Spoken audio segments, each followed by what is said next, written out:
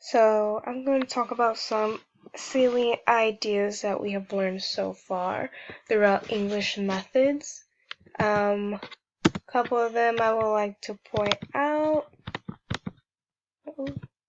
Okay, so callbacks, I feel like that's a very important idea to use in the classroom. It's kind of a directional tool.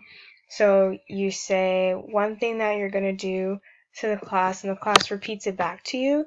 And so I feel like that's really important because half the time you say instructions to the class and they're not really paying attention.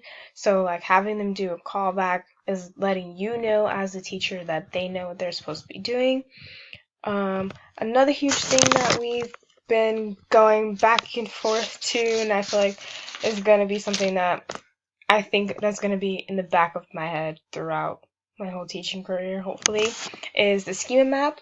So it basically covers planning, close reading, and assessments, and in the middle of it is your close reading.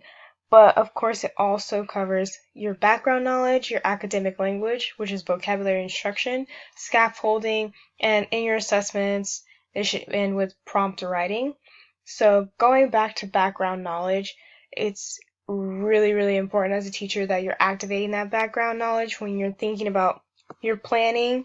How are you going to get the students to connect this material to what they already know? And you can do that through cultural, through family, and it's kind of just like setting these examples for the student to actually really think about what they already know going into the lesson. Same with vocabulary instruction and academic vocabulary. You want to activate that background knowledge. In your close reading, you should be demonstrating scaffolds, and scaffolds are basically examples are outlines that you use in order to help the students gain knowledge, but they should decrease as you're going further into the material. You shouldn't be using as many scaffolds, not saying that you should have no scaffolds, just less. And all of this should be preparing the student to do a prompt writing, which should be graded by a rubric.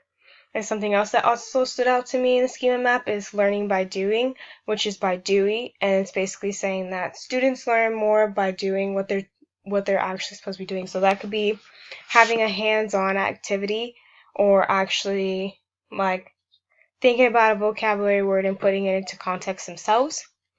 Another thing that really stood out to me was the ERWC template, and it's basically a scaffold for teachers on how to teach pre-reading and go forward from teaching.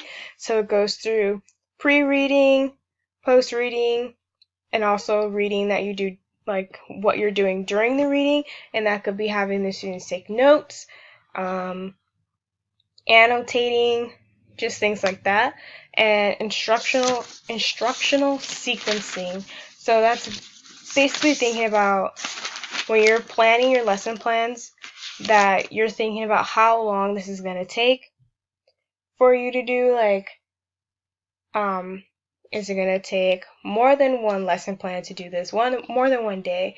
And at the end of each day, there should be some form of assessment that could be formal or informal. So asking a question and having one student answer, or putting a question on the board and having the students write down the answer and turn it into you.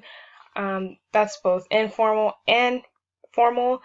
And not even just asking a question, you can have them use the vocabulary word that of their choice, or whatever you're going through, and write a journal entry about it. There's a lot of ideas that can go into end of the day assessments, and those are kind of the key points that I've kind of looked at so far this semester. Hopefully I'll have more soon.